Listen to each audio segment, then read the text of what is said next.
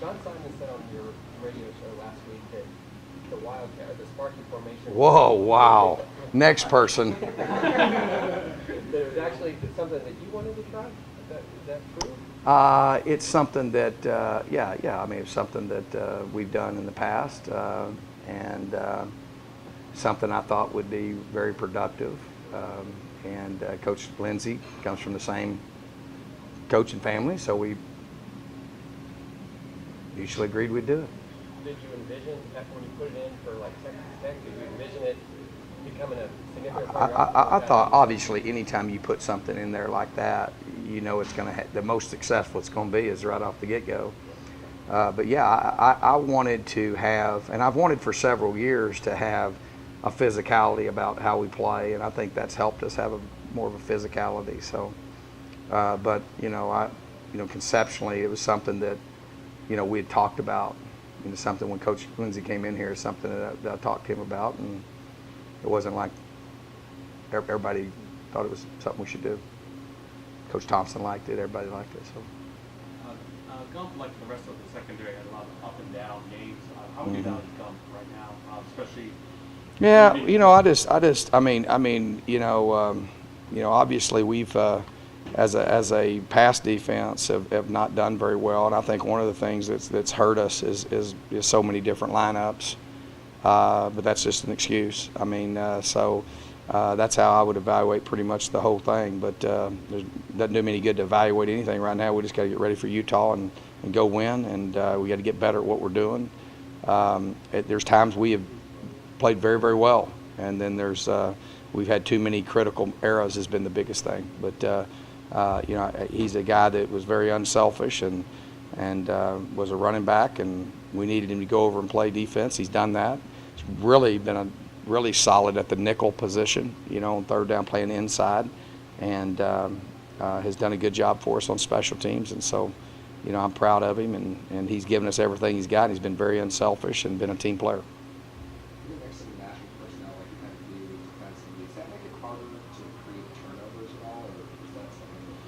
I think it's harder to execute anything.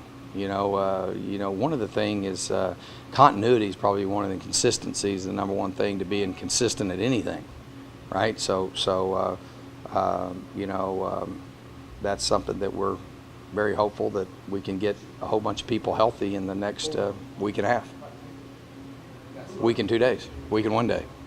That Sparky formation had the opportunity for guys like Colton Brawl and Ellis Jefferson, guys who maybe don't factor in as much in the different formations. Just curious how you think that they've done. I think they've done a great job. I think that's been a very productive formation for us, and we've had several different ways. We've run it with Kalen, we've run it with DeMario, and I think last week we ran it with Nick. So we've had a lot of different ways to do that, and then through that personnel group, and also we've been able to have Jack go in and play some in those situations, and that's been productive.